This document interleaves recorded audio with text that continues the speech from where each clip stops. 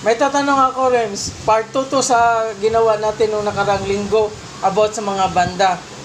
Di ba ano yung ibig sabihin ng MYMP?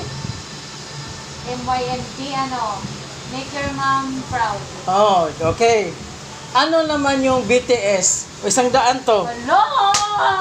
100. BTS! Diyos ko! 1. Nakalimutan ko! Diyos ko!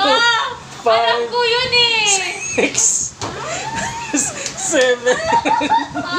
Hindi mo sinabi agad sa akin! 9. Tama ka agad sa music! 10. 11. 12. Wait lang!